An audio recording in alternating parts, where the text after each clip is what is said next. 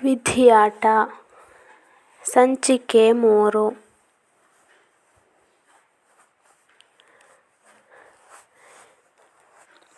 ಮನದಲ್ಲಿ ಮೂಡುವ ನೂರಾರು ನೋವುಗಳನ್ನು ಅದುಮಿಟ್ಟು ಕಣ್ಣಿಂದ ಹರಿಯುವ ಕಣ್ಣೀರುಗಳನ್ನು ತಡೆಗಟ್ಟಲು ಪರಿಶ್ರಮಿಸುತ್ತಾ, ಅಲ್ಲಾಹ್, ನನ್ನ ಇನಿಯನ ಕಷ್ಟಗಳನ್ನು ದೂರವಾಗಿಸಿ ಕೆಲಸದಲ್ಲಿ ಬರಕತ್ತನ್ನು ನೀಡು, ಅವರ ಯಾತ್ರೆಯನ್ನು ಸುಗಮಗೊಳಿಸು ಎಂದು ಪ್ರಾರ್ಥಿಸುತ್ತಿರುವಾಗ ಹೊರಗಿನಿಂದ ರಮ್ಲಾ ಅನ್ನುವ ತನ್ನ ಅತ್ತಿಗೆಯ ಕೂಗು ಕೇಳಿಸತೊಡಗಿದವು. ಕಣ್ಣೀರನ್ನು ಒರೆಸುತ್ತಾ ರಮ್ಲತ್ ಹೊರಗಡೆಯಿಂದ ಹೋದಳು. ರಮ್ಲತ್ನ ನೋವು ತುಂಬಿದ ಮುಖವನ್ನು ನೋಡಿದ ಅತ್ತಿಗೆಯು, ಮೋಳೆ, ನೀನು ಬೇಸರಿಸದಿರು.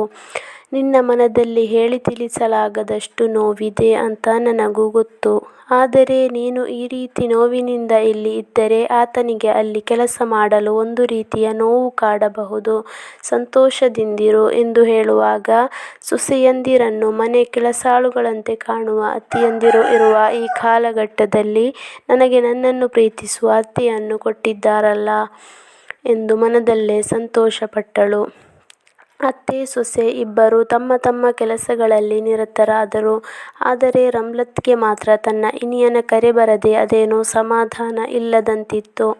ಮನೆಯನ್ನೆಲ್ಲ ಶುಚಿಯಾಗಿಸಿ ಅಡುಗೆ ತಯಾರು ಮಾಡಿ ಇನ್ನೇನು ಸ್ವಲ್ಪ ಮಲಗುವ ಅಂತೇಳಿ ರೂಮಿಗೆ ಹೋಗಬೇಕೆನ್ನುವಷ್ಟರಲ್ಲಿ ರಮ್ಲತ್ನ ಫೋನ್ ರಿಂಗಣಿಸತೊಡಗಿದವು.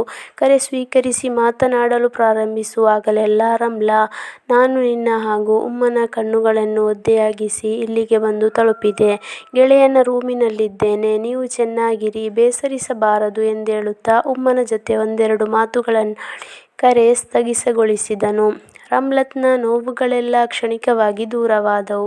ತನ್ನ ಇನಿಯನನ್ನು ನೆನೆಯುವಾಗಲೆಲ್ಲ ಆನಂದಬಾಷ್ಪದಿಂದ ಕಣ್ಣುಗಳು ಒದ್ದೆಯಾಗುತ್ತಿದ್ದವು. ಬಡವನ ಮಗಳು ಅನ್ನುವ ಕಾರಣದಿಂದ ನನ್ನನ್ನು ತಿರಸ್ಕಾರದಿಂದ ನೋಡಿದ ಕಾರಣಕ್ಕಾದರೂ ಸರ್ವಶಕ್ತನು ನನಗೆ ನೆಮ್ಮದಿಯ ಜೀವನ ನೀಡಿದನಲ್ವಾ ಎಂದು ಮನದಲ್ಲೇ ಸಂಭ್ರಮಿಸಿದಳು. ನವಾಜ್ ಕೆಲಸಕ್ಕೆ ಸೇರಿಕೊಂಡ. ದಿನ ರಾತ್ರಿ ಮನೆಗೆ ಫೋನ್ ಮಾಡುತ್ತಿದ್ದ. ಮನೆಯಲ್ಲಿ ತಾಯಿ ಹಾಗೂ ತನ್ನ ಹೆಂಡತಿ ಮಾತ್ರ ಇರುವುದರಿಂದ ಮನೆಯ ಖರ್ಚು ವೆಚ್ಚಗಳನ್ನೆಲ್ಲ ಆತನೇ ನೋಡುತ್ತಿದ್ದ. ಅಷ್ಟೇನು ಕಷ್ಟವಲ್ಲದ ಕೆಲಸ ಆಗಿರುವುದರಿಂದ ನವಾಜ್ನಿಗೂ ಮನಸ್ಸಿಗೆ ಅದೇನೋ ನೆಮ್ಮದಿಯಾಗುತ್ತಿತ್ತು. ಅದಲ್ಲದೆ ವರ್ಷದಲ್ಲಿ 1 ತಿಂಗಳ ರಜೆಯೂ ಇತ್ತು. ಮಗಳ ಜೀವನದ ಕುರಿತು ಚಿಂತಿಸುವಾಗಲೆಲ್ಲ ರಮ್ಲತ್ನ ಬಾಪ ಸಂತೋಷಗೊಳ್ಳುತ್ತಿದ್ದರು. ತನ್ನ ಮಗಳ ತಾಳ್ಮೆಗೆ ತಕ್ಕ ಪ್ರತಿಫಲವನ್ನು ಅಲ್ಲಾಹು ನೀಡಿದ್ದಾನೆ ರಮ್ಲತ್ ತಾಯಿಯೊಂದಿಗೆ ಹೇಳುತ್ತಾ ಸಂತೋಷಗೊಳ್ಳುತ್ತಿದ್ದಳು. ತಿಂಗಳುಗಳು ಹಳವು ಉರುಳಿದವು. ರಮ್ಲತ್ನ ಜೀವನದಲ್ಲಿ ಏನೂ ಕಷ್ಟ ಬಾರದಂತೆ ಅವಳ ಎಲ್ಲ ಇಷ್ಟಗಳನ್ನು ನೆರವೇರಿಸಿಕೊಂಡು ಅನ್ಯೋನ್ಯವಾಗಿಯೇ ಜೀವಿಸುತ್ತಿದ್ದರು.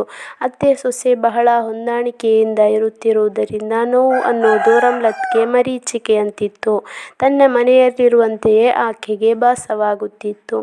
ವರುಷಗಳು ಹತ್ತಿರವಾಗತೊಡಗಿದವು. ನವಾಜ್ನಿಗೆ 1 ತಿಂಗಳ ರಜೆಯೂ ಸಿಕ್ಕಿತು.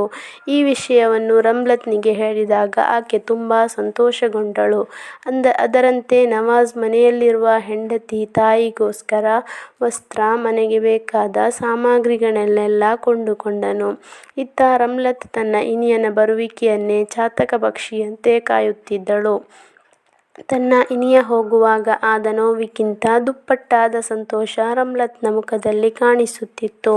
ಮನೆಯಲ್ಲಿ ಹಬ್ಬದ ವಾತಾವರಣ ಸೃಷ್ಟಿಯಾಗಿ ಘಮಘಮಿಸುವ ಬಿರಿಯಾನಿಯ ಪರಿಮಳ ಮೂಗಿಗೆ ಬಡಿಯುತ್ತಿತ್ತು.